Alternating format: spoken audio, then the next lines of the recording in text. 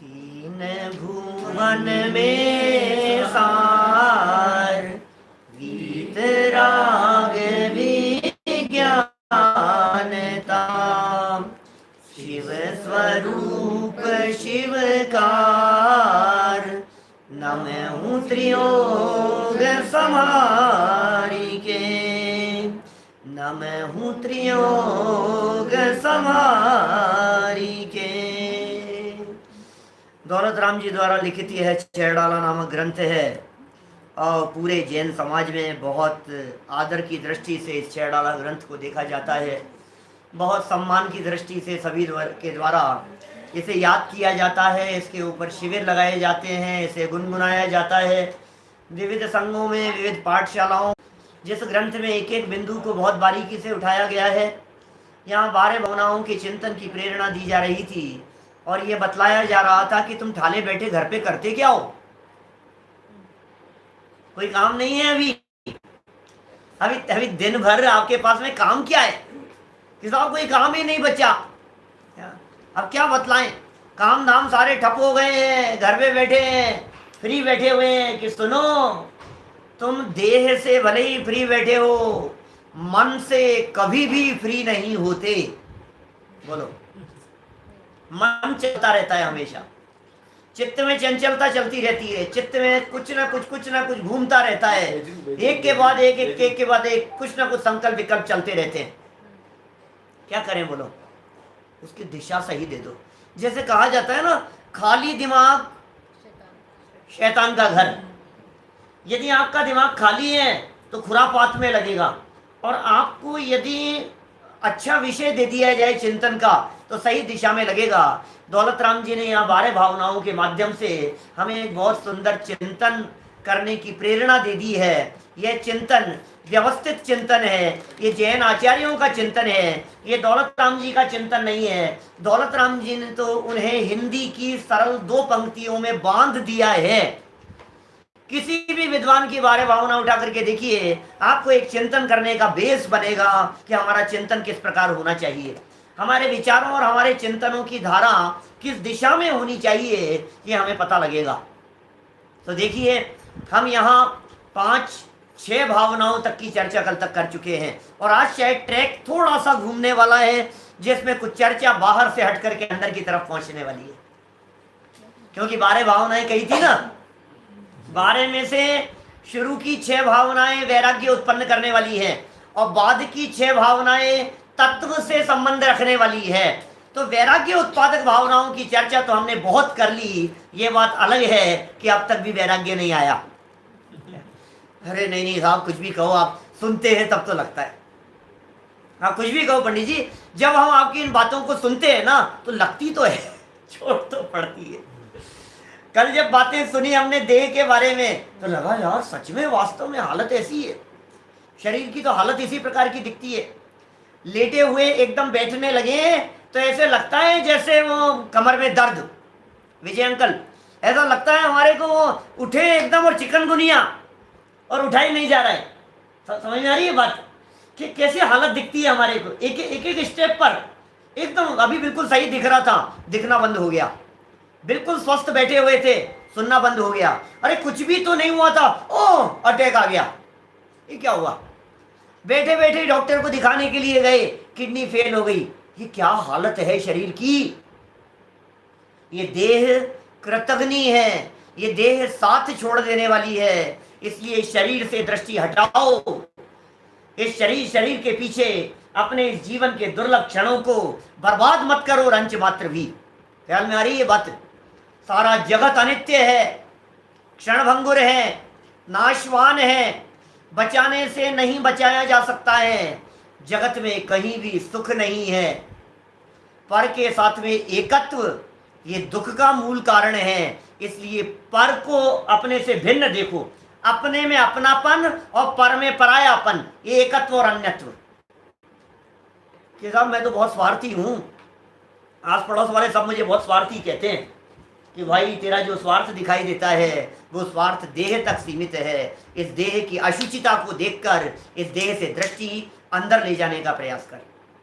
जब कल हमने शरीर की अपवित्रता के संदर्भ में बहुत विस्तार से बात कही शरीर अशुचि है, अपवित्र है, मलिन है, मल बनाने की फैक्ट्री है। पल रुधिर राज मल थैली की कस वसादिते मैली, नव द्वार भये घिनकारी अस देह करे किम यारी। जब विस्तार से हमने इस प्रकार की चर्चा की तो कई लोगों के चेहरे मुरझा गए। इतना सुंदर सुंदर दिखाई दे रहा है ना, ये सब बदसूरती में बदल जाएगा और ऐसी हालत हमारी भी हो जाएगी।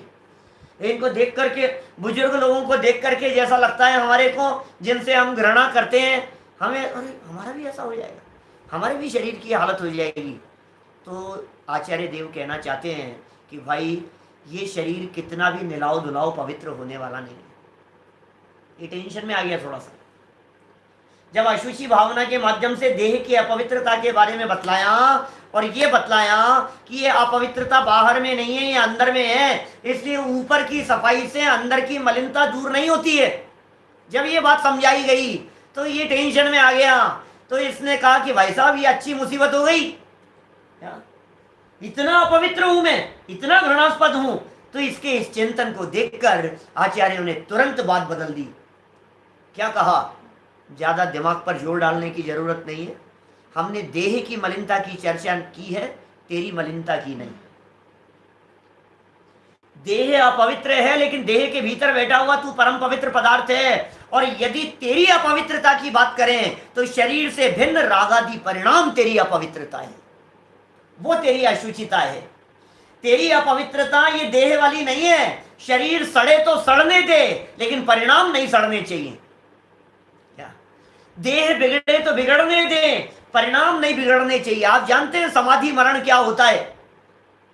शरीर बिगड़ गया है, शरीर साथ नहीं दे रहा है, शरीर काम नहीं कर रहा है, लेकिन फिर भी समाधि मरण हो सकता है। कैसे?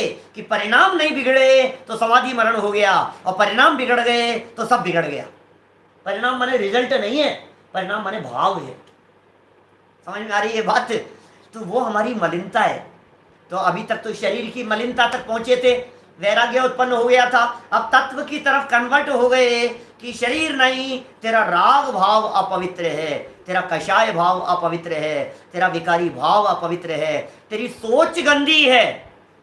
काम जितने गए हैं उसका ही गुना ज्यादा तेरी सोच गंदी है, इसलिए सोच को बदलने का प्रयास कर।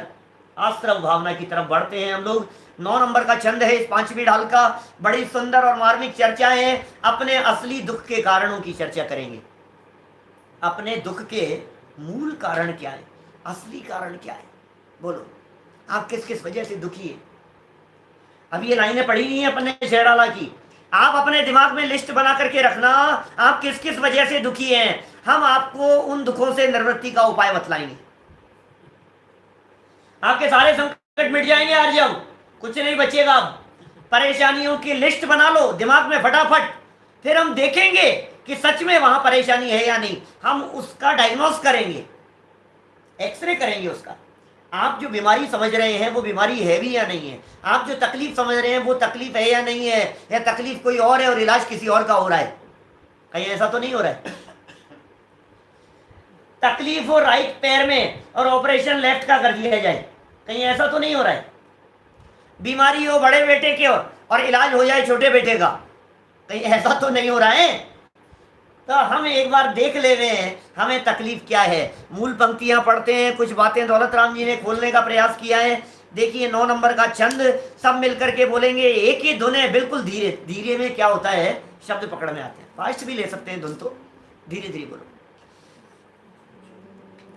जो योगन की चपलाई ताते हैं आश्रव भाई, आश्रव दुख का बुद्धिवंत तिन्हें निर्वेरे। ओ क्या कह दिया? आश्रव, आश्रव भावना का नाम क्या है? आश्रव। बहुत सारे नए लोग ऐसे भी हो सकते हैं जो ये कहेंगे ये कहां कहां से शब्द ले आते हो यार, इतने कठिन शब्द हमारे समझ में नहीं आता। आश्रव, आश्रव समझ में नहीं आता। तुम्हें मोह तो समझ में आता है, तुम्हें राग तो समझ में आता है, तुम्हें अपनापन तो समझ में आता है, तुम्हें गुस्सा करना तो समझ में आता है, तुम्हें अभिमान घमंड मायाचारी लोभ लालच तो समझ में आता है। इनको कहते हैं आश्रव, या आश्रव भाव है। गुस्सा करना, छल कपट करना, मायाचारी करना, मन में जितने प्रकार के संकल्प विकल्प चल रहे हैं, सुख के लिए दुख के लिए जो भी जो योजनाएं बन रही है, ये सब आश्रव भाव है। होते कैसे हैं ये आश्रव भाव? तो कहां से शुरू किया? जो योगन की चपलाई, जो योगन की, योग मन वचन काय, इनको कहते हैं योग, और इनकी चंचलता।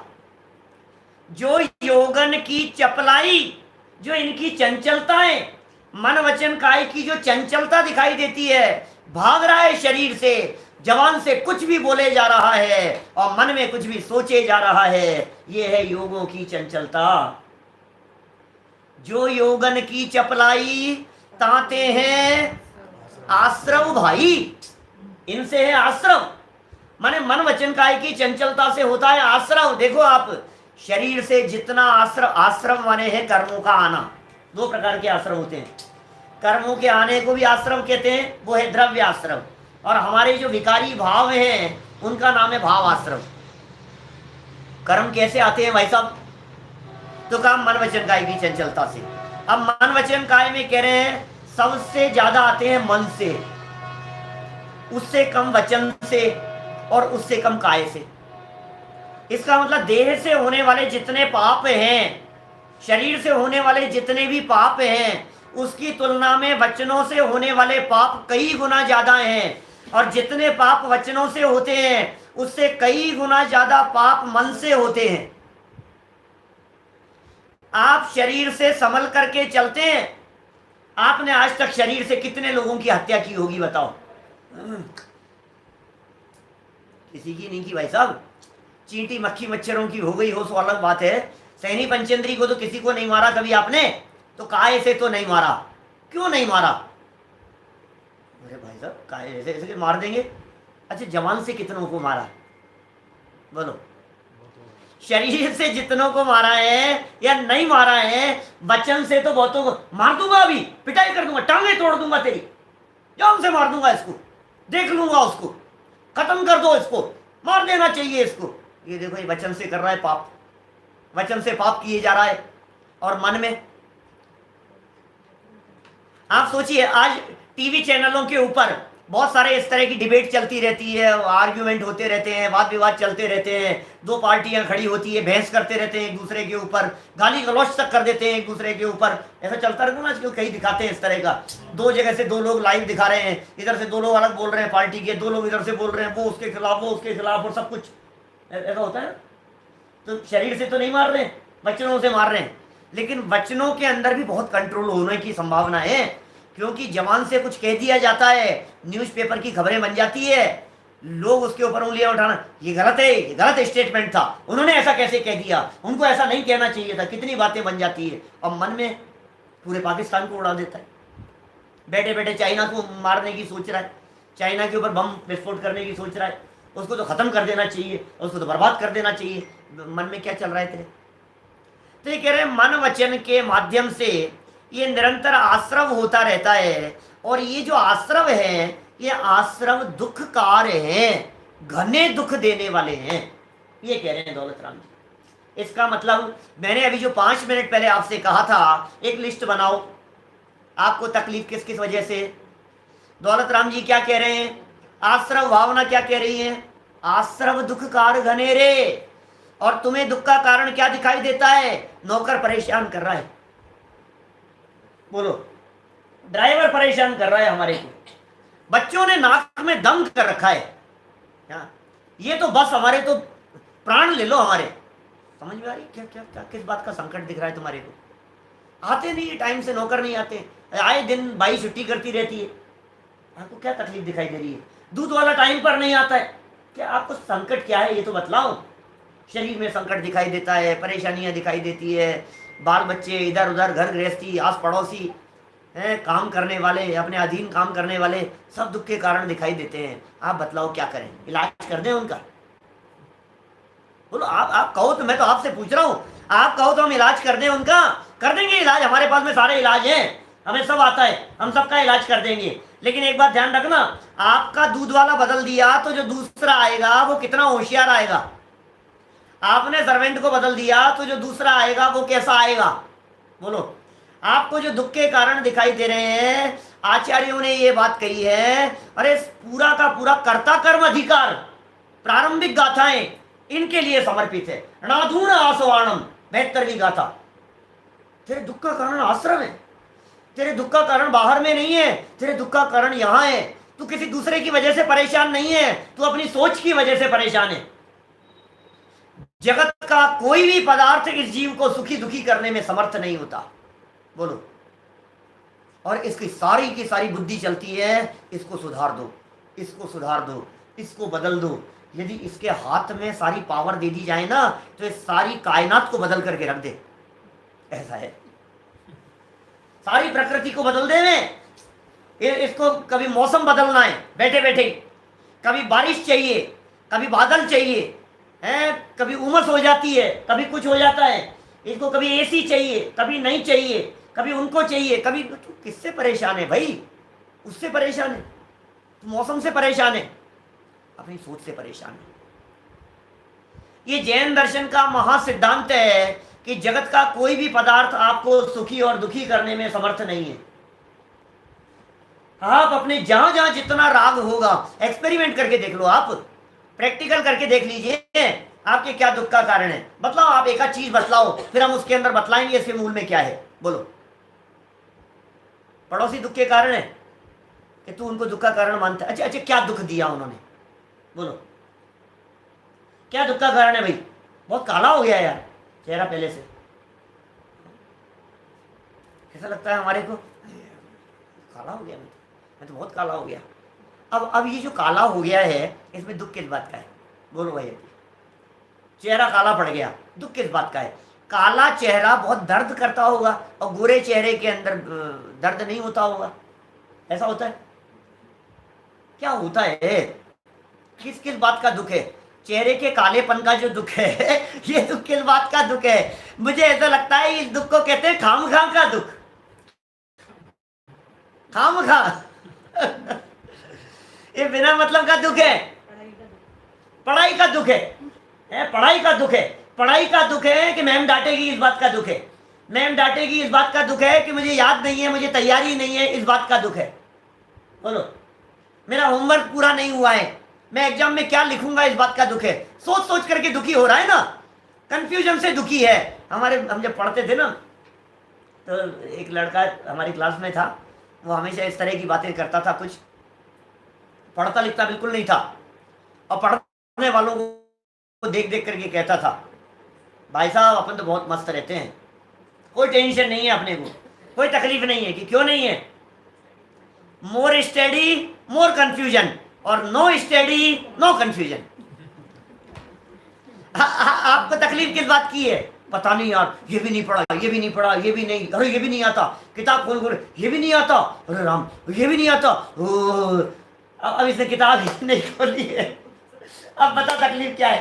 अरे कोई नहीं यार, अपन तो मस्त है, जो होगा तो देखी जाएगी। भाई तू अपने यहाँ से दुखी है। ये जो जैन दर्शन जो काम करता है, जो आश्रम भावना जो काम कर रही है, ये भावना क्या कह रही है हमारे को? ये आश्रम भावना दुनिया को नहीं बदलेगी, ये आश्रम भावना दिमाग को बदल देगी, माइंड फ्रेश करने का काम करती है, चिंतन की धारा बदल देने का काम करती है। बाहर की जगत की वस्तुओं को हम बदल नहीं सकते, इसलिए उन्हें बदलने का जितना भी पुरुषार्थ है वो झूठा पुरुषार्थ है, वो व्यर्थ की चेष्टा है। सफेद काले से सफेद होते हुए बाल, हिलते हुए दांत और चेहरे पर पड़ती हुई झुर्रियां मिटाने के कितने प्रयास करें कि ये मिट जाएं? बोलो, कोशिश तो करें साहब, कोशिश तो करें साहब, और फिर कोशिश करता है और पर में चलती नहीं है और दुखी होता है। दुख का असली कारण तेरा राग है, बच्चे दुख के कारण नहीं है, बच्चों के प्रति तेरा राग दुख का कारण है। बतलाओ, बच्चे का मरण हो जाए तो कितना दुख होगा? सही सही बताओ, बच्चे का मरण हो जाए तो कितना दुख होगा? जल्दी बोलो, क्या बात कर रहे हो साहब, बहुत दुख होगा, बहुत दुख होगा, कैसी बात कर रहे हो? लेकिन मेरा आगे भाग के तो सुनो। किसका? रोजाना सैकड़ों बच्चे मर रहे हैं इस हिंदुस्तान में, तुम्हें कितना दुख है? मैंने तो यही कहा था ना, बच्चे के मरने का दुख। ये कब कहा कि तुम्हारे बच्चे के मरने का दुख? बोलो, बात समझ में आ रही है? यदि बच्चे की डेथ से दुख होता हो तो फिर बच्चे तो बहुत मर रहे हैं, तुम दुखी क्यों नहीं हो रहे हो? नहीं नहीं, अपना अपना, जहां अपनापन जुड़ता है वहां तकलीफ खड़ी हो जाती है। मेरा है, मेरा, ये मेरापन दुख का कारण है भाई साहब। मैं आपसे कहता हूं, आपका बच्चा पलट करके सामने जवाब देवे, कितनी तकलीफ होती है। और पड़ोसी का बच्चा कुछ भी कह देवे, सड़क चलते न मालूम कितने लोग कितनी गालियां। कभी कभी आपने कोई गालियां सुनी है पीछे वालों से? कभी भागते हुए जा रहे होंगे हैं, कभी दौड़ते हुए, कभी जल्दी में होंगे, तुम फास्ट निकल रहे होंगे, किसी के हाथ टच हो गया, कुछ हो गया, और पीछे से किसी ने कहा देख करके नहीं चलता है, मरेगा क्या, नालायक, मतलब कुछ भी उठपटांग बोल देते होंगे कोई लोग। सुना है आपने कभी? हैं? गाड़ी चलाते चलाते हो जाता है, बाइक चलाते हुए हो जाता है, ट्रैफिक वाले भीड़ भाड़ बड़े भरे एरिया के अंदर हो जाता है, कहीं भी कुछ भी इस तरह का, किसी के धक्का लग गया गलती से, सामने वाला व्यक्ति कुछ भी सुनाने लगता है, आपको कितनी तकलीफ होती है? ठीक है, क्या हो गया, हाँ ठीक है, क्या है, क्या फर्क पड़ गया, कोई बात नहीं। और अपना बच्चा बोल देवे तो, अपना भाई बोल देवे तो, बोलो, दुनिया कुछ भी कहती रहे। मैंने ऐसे वाक्य आप जैसे लोगों से ही सुने, बहुत लोगों से, कि साहब जब अपने ही पराये हो जाएं तो फिर क्या बात बताएं, ऐसे ऐसे ऐसे अंदर से भीगे हृदय से बोलते हैं, हम क्या बताएं साहब। मैं सबकी बात बर्दाश्त कर सकता हूं, लेकिन मेरा बच्चा पलट करके जवाब देवे, मैं ये बर्दाश्त नहीं कर सकता। मेरी पत्नी पलट करके ऐसा जवाब दे रही है, मेरे हस्बैंड मुझे ऐसा जवाब दे रहे हैं, ये बात बर्दाश्त नहीं होती। मैं सब सहन कर सकता हूं, पूरी दुनिया से लड़ सकता हूं मैं, क्या, लेकिन अपनों से लड़ना आसान काम नहीं है। मैं आपसे पूछता हूं, बड़े बड़े सर्जन और डॉक्टर अपने घर के व्यक्ति का इलाज क्यों नहीं कर पाते, उनका ऑपरेशन क्यों नहीं करते? बताओ, एक ही कारण है, मैं नहीं कर सकता। दूसरे की बॉडी है ना, उसको तो ऐसे चक्कू लगा करके काटते, चीरा लगाते, फाड़ते हैं उसे। अपने परिवार वालों के मैं नहीं कर सकता हूं, मैं नहीं कर सकता हूं। ये राग है आपका। मैं कभी कभी कहता हूं, ऐसा रोड पर आप चल रहे हैं, सड़क पर चल रहे हैं, आप गाड़ी लेकर के जा रहे हैं, हाईवे पर जा रहे हैं, और कदाचित ऐसा हो जाए कि गाड़ी खराब हो गई, गाड़ी खराब हो गई अचानक, अब क्या करें? अब तो, और हाईवे पर था और जंगल था चारों तरफ, सही होने की कोई संभावना नहीं दिखाई दे रही है, मोबाइल चल नहीं रहे हैं, कोई सुविधा है नहीं, तो आपके पास में एक ही उपाय नजर आता है, आप लिफ्ट लीजिए, भाई साहब प्लीज प्लीज भैया रोकना रोकना। और एक गाड़ी आई, बगल से तेज स्पीड से निकल गई, दूसरी आई, तीसरी आई, निकलती चली जा रही है। आपको कितनी तकलीफ हो रही है भैया? बोलो बेटा, आपके बगल से आपकी गाड़ी खराब हो गई है और बगल से आप रोकने की कोशिश कर रहे हो और अनेक लोग वहां से निकलते चले जा रहे हैं, आपको कितनी तकलीफ हो रही है? नहीं, ठीक है, आगे आएगी, फिर और आएगी, फिर और आएगी। और इतने में आपका एक दोस्त दिखा, वत्सल, बगल में दिखाई दे रहा है, वो देवांश, वो निकल गया इधर से, बगल में से निकल रहा है, वो अरे यार देवांश, और उसने कहा हाय जय जिनेंद्र, अब गाड़ी चलाता हुआ आगे ले गया। अब कैसा लगता है? बेटा देख लूंगा तेरे को। बात समझ में आ रही है? अब ये अनजान लोग कितने भी निकल रहे थे, आपको कोई दिक्कत नहीं हो रही थी, और अब जैसे ही परिचित व्यक्ति दिखा अब वो आपके अनुसार नहीं चला, अब देखो आप तकलीफ। आपने सड़क चलते किसी व्यक्ति से टाइम पूछा, भैया क्या टाइम हुआ, और नहीं बताया, मुंह फिरा करके चले गया, तो चले गया, तो चले गया, कोई बात नहीं। और आप बच्चे से 3 बार कह रहे हैं और वो जवाब नहीं दे रहा है, आपको गुस्सा आता है उसको, अरे तेरे से ही पूछ रहा हूं। कैसा लगता है?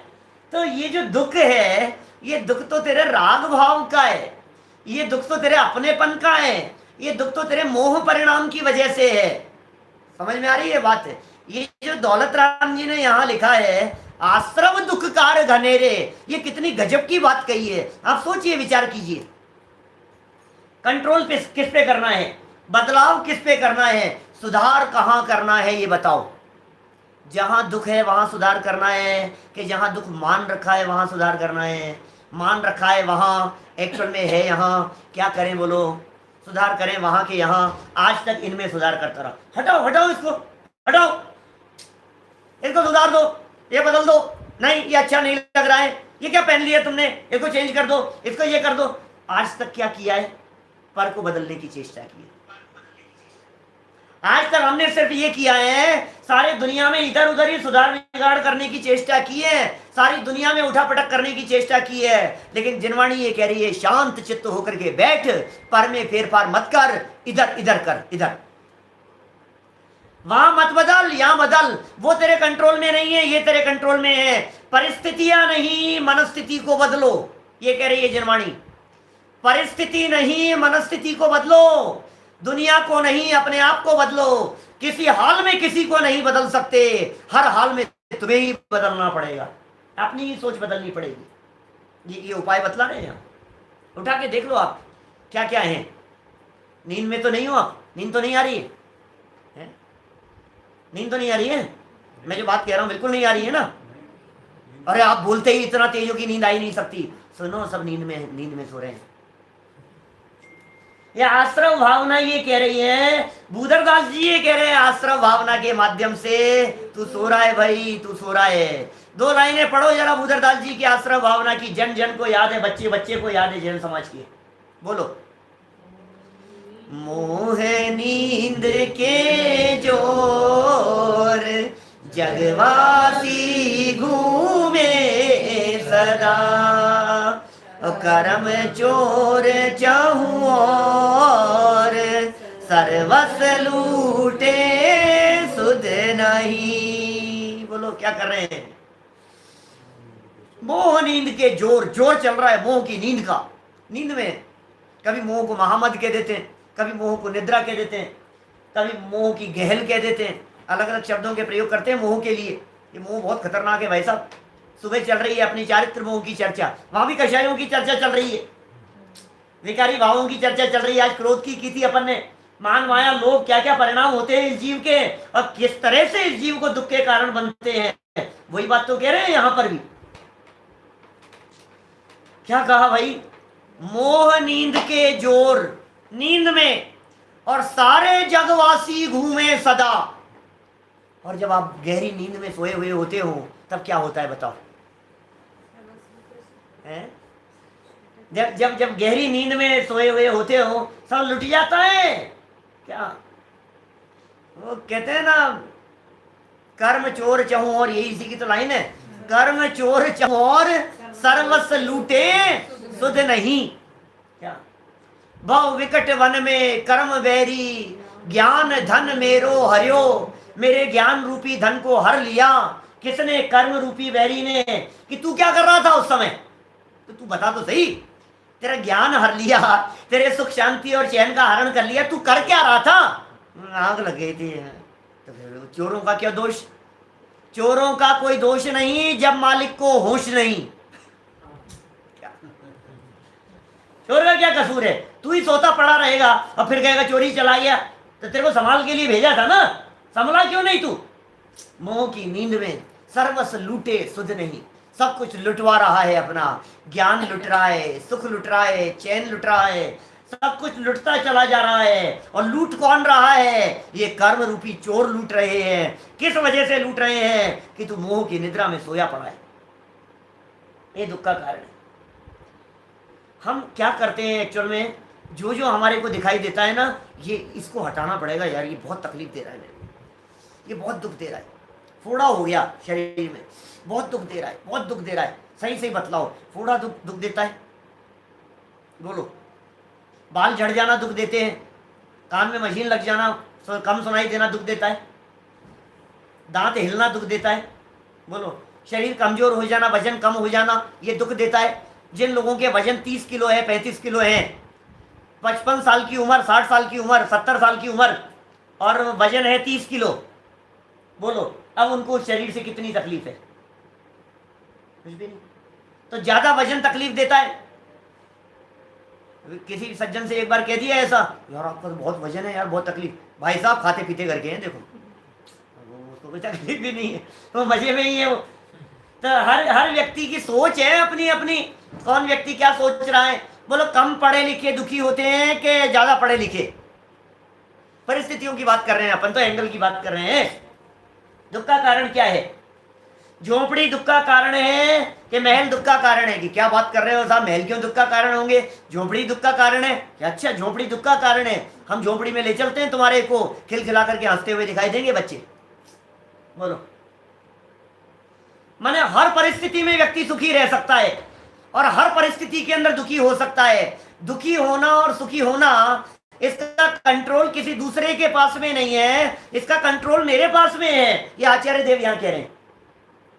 क्योंकि बाहर में नहीं है। जिनके पास में बाहर में सब कुछ होता है, उसके बावजूद भी नींद नहीं आ रही है, उसके बावजूद भी शांति नहीं मिल रही है। सब कुछ है लेकिन शांति नहीं है। क्यों नहीं है? क्यों नहीं है? बेचैनी किस बात की है? कि बाहर बाहर में देखता है, इसलिए बेचैनी नजर आती है। अच्छा बताओ, कितने का पैकेज होगी ये व्यक्ति सुखी हो जाए? आजकल तो पैकेज का जमाना है। बोलो, बताओ बताओ जल्दी से, कितना पैकेज हो? बच्चे को कितने का पैकेज चाहिए? कितनी इनकम मंथली होनी चाहिए कि सुखी हो जाए? बोलो फटाफट जवाब दो। 10 लाख? 10 करो, चलो डन करो, मैं 5 बोल रहा था, आपने 10 कह दिया। 10 लाख रुपए महीने की इनकम हो, अब तो सुखी है। सुनो, ध्यान रखना, आप जितनी डिमांड करेंगे, आप जितना कहेंगे उतना आपको, लेकिन बस एक ही शर्त है कि आपके पड़ोसी की डबल। क्या बात करें, पड़ोसी की डबल। आप अपनी कितनी है उससे सुखी दुख नहीं हो रहे हैं, आप दूसरे से प्रभावित हो रहे हैं। ये कह रहे हैं भाई तू रोजाना बिजनेस कर रहा है, ये तेरा गलत काम चल रहा है, ये काम ही तूने गलत पकड़ रखा है, खोटा काम कर रहा है, फिर दुखी नहीं होगा तो और क्या होगा? ऐसा समझ में नहीं आई बात। ये सुनो सुनो सुनो, उनको सुनो, युवल जी बाबूजी को सुनो, आप उनकी बारे भावना को सुनो, क्या कहते हैं? दिन रात शुभाशुभ भावों से मेरा व्यापार चला करता, मानस वाणी और काया से आश्रम का द्वार खुला रहता। क्या कर रहे हो ऐसा? बिजनेस करते हो कि सर्विस करते हो? कि सर जॉब है मेरी तो बहुत अच्छी। अच्छा, कलेक्टर हूँ मैं तो, पता है आपको, मैं तो ऑफिसर हूँ, मैं तो IAS ऑफिसर हूँ, मैं तो ऐसा हूँ, मैं तो वैसा हूँ। जॉब है हमारी तो अच्छी जॉब है। अच्छा, आपकी जॉब है, आप व्यापार करते हैं। ये जनवाणी ये कह रही है कि तुम्हारा बिजनेस चलता है, आप व्यापार करते हैं। आप कौन सा व्यापार कर रहे हैं? तो ये कह रहे हैं आप मन वचन काय के माध्यम से, शुभाशुभ भावों के माध्यम से आश्रम का व्यापार कर रहे हैं। कितने सुंदर लाइनें दे दी है।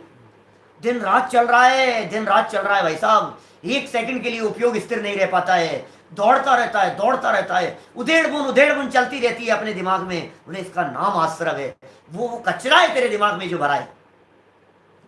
दूसरे के लिए जो कुछ भी तेरे दिमाग में भरा है उसका नाम है कचरा, और उसे साफ कर उस कचरे को।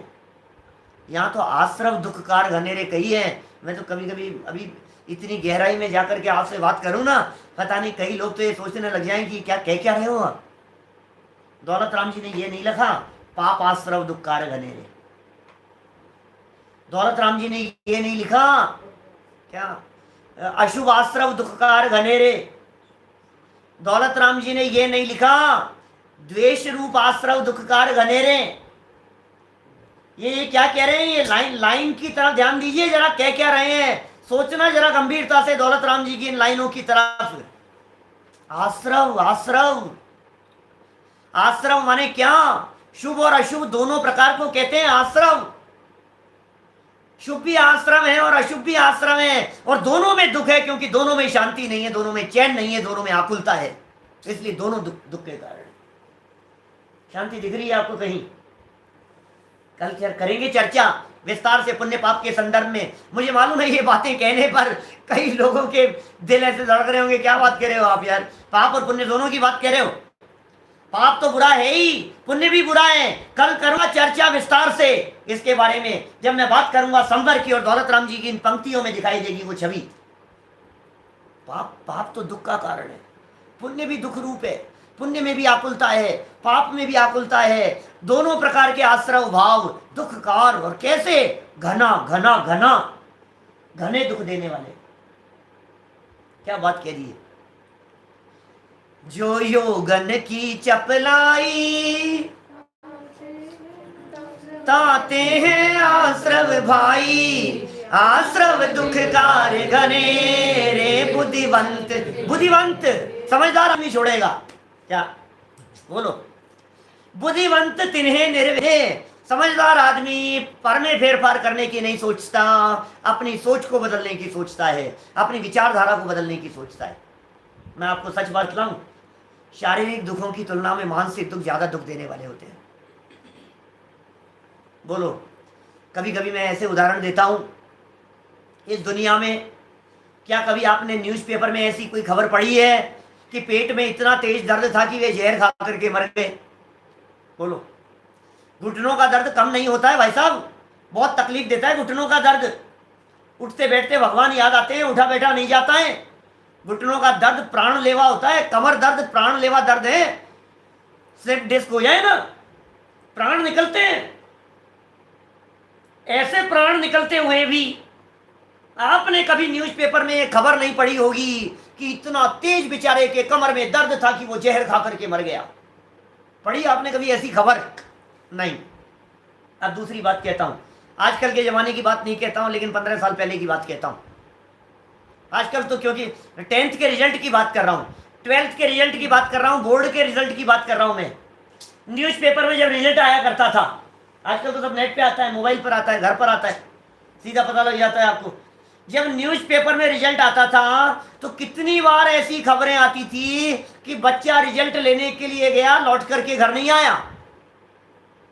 क्या ऐसी खबरें आपने कई बार पढ़ी होगी न्यूज़पेपर में कि पिताजी ने बच्चे को डांट दिया और उसके बाद में बच्चा लौट करके घर नहीं आया। मैं आपसे पूछता हूं, जब रिजल्ट खराब आया था तो सर में दर्द हुआ था कि पेट में? घुटने दर्द कर रहे थे कि कमर दर्द कर रही थी?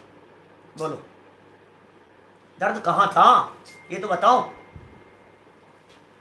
जब कहीं लॉस हो जाता है, पैसा चला जाता है, पैसा डूब जाता है, तक लोग आत्महत्या कर लेते हैं। मैं आपसे पूछना चाह रहा हूं, तकलीफ किस बात की है? पैसा डूब गया ना, तुम्हारा क्या चला गया ये बताओ। अरे नहीं साहब, पैसा डूब गया, चला गया, ये चला गया। अभी शेयर मार्केट डूबा मान लो, सारा का सारा बिल्कुल जमीन में धंस गया, ऐसा शेयर मार्केट इतना टूट गया, मुझे नहीं मालूम क्या पोजीशन है अभी। लेकिन इतना सब कुछ हो जाने पर कितने लोगों ने आत्महत्या, और मर जाएंगे लोग, बर्बाद हो गए लोग। ये बर्बादी किस चीज की है? किस चीज की बर्बादी? सोच सोच करके, सोच सोच करके। साल 2 साल पहले चांदी के दाम बहुत बढ़ रहे थे, क्या लोग बहुत रोज देख देख करके, रोजाना न्यूज़पेपर में देखता है, मोबाइल पर देखता है, आज चांदी कितनी हो गई? अच्छा 56,000, अच्छा 60,000 की हो गई, मजा आ गया यार। वो 65,000 हो गई, वो वेरी गुड। 70,000, 72,000, 75,000 का भाव हो गया, मजा आता जा रहा है, मजा आता जा रहा है, खुश होता जा रहा है अपने परिणामों में। और फिर क्या हुआ? कितने तक पहुंच करके? 75-76 तक। फिर गिरना चालू हुआ। अरे यार ये क्या हो गया, अरे यार ये क्या हो गया, अरे यार ये क्या हो गया, अरे यार ये क्या हो गया। अरे भाई मैं तेरे से पूछता हूँ, जब दाम बढ़ रहे थे तब तेरे से पूछा तुझे बेचनी है क्या, कि नहीं बेचनी तो नहीं है, तो फिर तू रोजाना क्यों देखता है? जब दाम गिर रहे हैं और तू आकुलित हो रहा है, परेशान हो रहा है, तो किस वजह से हो रहा है? तुझे बेचना है कि नहीं? बेचना तो नहीं है, तो फिर दुख किस बात का है? मार्केट गिरता चला जा रहा है, मार्केट गिरता चला जा रहा है, ये दुखी होता जा रहा है, दुखी होता जा रहा है। किस बात से दुखी हो रहा है? माने कभी कभी तो ऐसा लगता है ये जो खामखा का दुख है, ये इस तरह का दुख है। कई बार आपने इस तरह के उदाहरण सुने होंगे, पति पत्नी दोनों लड़ रहे थे, क्या, और बहुत घमासान लड़ाई चल रही थी उन दोनों में। और इतनी लड़ाई चल रही थी, वो पत्नी ये कहती है कि मैं तो बच्चे को डॉक्टर बनाऊंगी, और पति ये कहता है कि मैं तो बच्चे को इंजीनियर बनाऊंगा। और जबरदस्त झगड़ा चल रहा है। और इतने में कोई सज्जन आए, बोलो, और उन्होंने पूछा किस बात का झगड़ा है, मैं समाधान करूं, कुछ बताओ तो सही बात क्या है। कि ये कहते हैं कि मैं इंजीनियर बनाऊंगा। अब क्या करेंगे इंजीनियर? सॉफ्टवेयर इंजीनियर बन जाएगा तो चला जाएगा पता नहीं कहाँ, अमेरिका में जाकर के, परदेश में जाकर के, बेंगलोर में चला जाएगा, पूना में चला जाएगा, दूसरी जगह जाकर के शिफ्ट हो जाएगा। डॉक्टर बनेगा तो कम से कम शहर में रहेगा, इलाज करेगा, अपने काम आएगा, गरीबों की सेवा करेगा।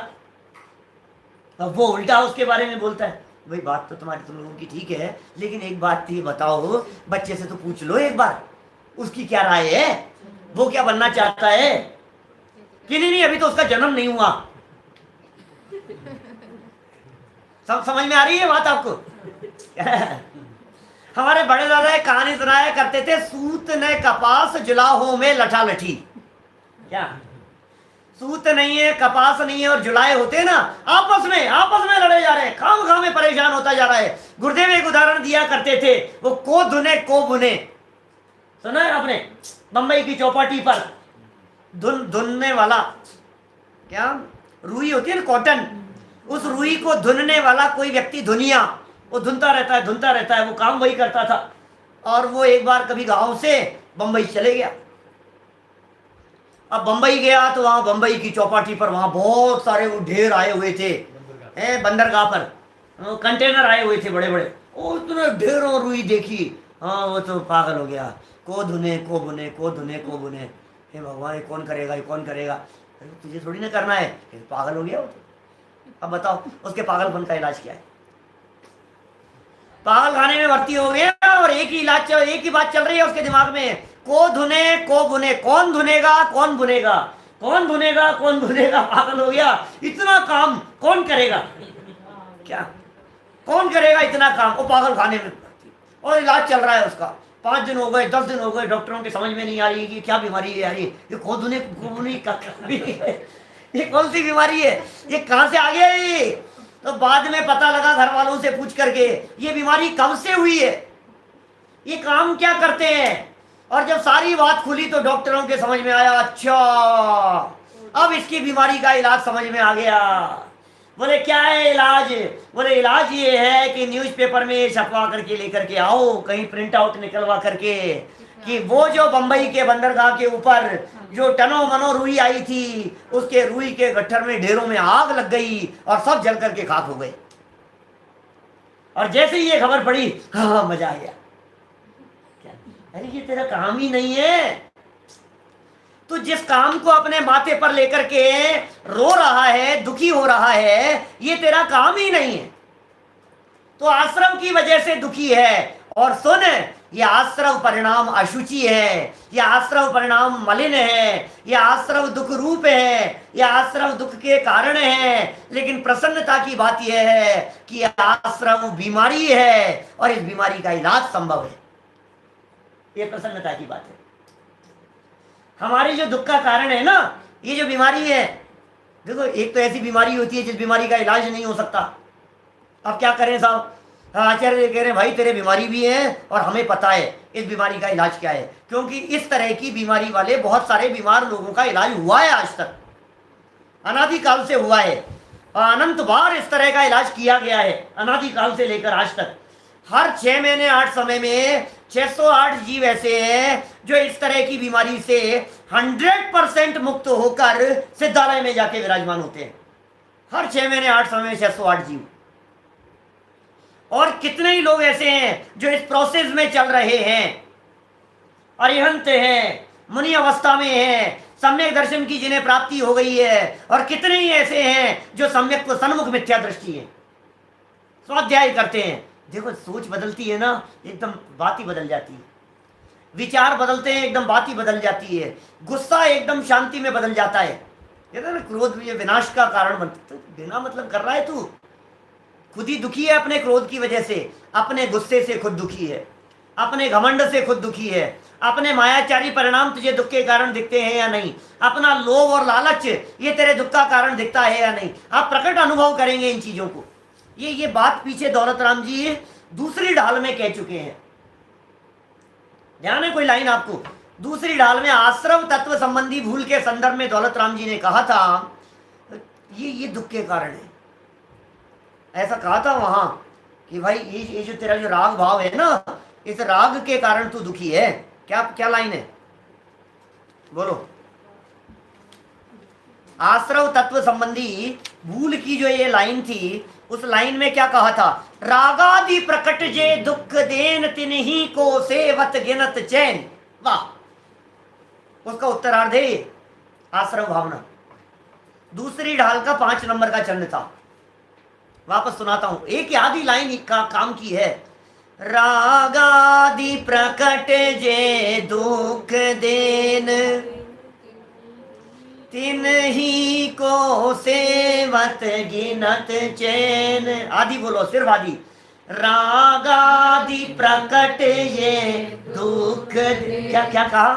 राग प्रकट, चौड़े चौड़े ही दुख दिखाई दे रहा है आपको। ये राग, जितना राग उतना दुख, जितना मोह उतना दुख। मैं आपसे पूछता हूं, बतलाइए, वॉलेट चोरी हो गया रास्ते में, कितना दुख होगा? बोलो। अपना चोरी हो गया मान लो, चलो कोई बात नहीं है, वॉलेट चोरी हो गया अपना, कितना दुख होगा?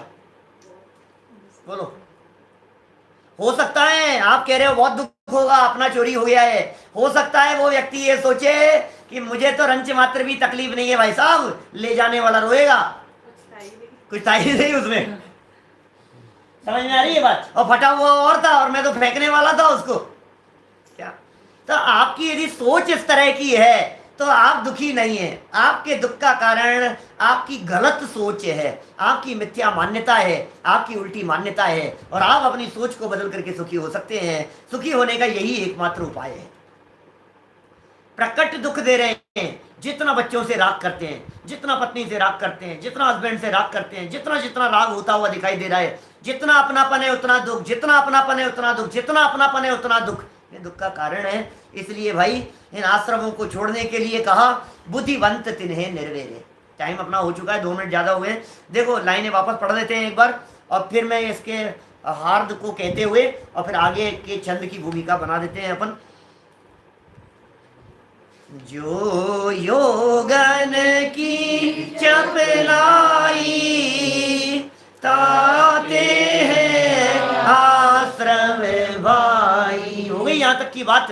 योगों की चपलाई, ताते हैं आश्रम भाई। और फिर आगे, आश्रम दुख कार घनेरे, बुद्धिवंत। ये क्या है? बुद्धिवंत, बुद्धिमान लोग, समझदार लोग। क्या? समझदार लोग वस्तु नहीं बदलते, इसको बदलते हैं। वहां सुधार मत करो, यहाँ करो। आईने को मत पहुंचो, चेहरे को पहुंचो। ये क्या कह रहे हैं? बुद्धिवंत तिन्हें निर्वेरे। जो समझदार लोग हैं, जो ज्ञानी लोग हैं, जो बुद्धिमान लोग हैं, वो उन्हें दूर करें, आश्रमों को दूर करने का प्रयास करें। कि साहब कह तो दिया आपने आश्रमों को दूर करो, कहना बहुत आसान है पंडित जी, लेकिन एक बात हमारे को समझ में नहीं आती है। हम कर तो देंगे, लेकिन करें कैसे? है आपके पास में कोई उपाय आश्रमों को मिटाने के लिए? है आपके पास में ऐसा कोई उपाय जिनके माध्यम से आश्रमों को जीता जा सके? अरे शरीर गंदा था तो नहा लेते थे, बाहर में मल लग जाता था तो धो लेते थे, लेकिन ये आश्रमों की गंदगी कैसे धुलेगी? कुछ उपाय है क्या आपके पास में? कि है हमारे पास में एक उपाय। बोले क्या उपाय है? उस उपाय को कहते हैं संवर। और क्या है वो संवर भावना? यदि आपको जानना हो तो कल ठीक 8 बजे विशेष चर्चा करेंगे इन आश्रमों से निवृत्ति के उपाय के संदर्भ में। अभी की बात को यहीं विराम देते हैं।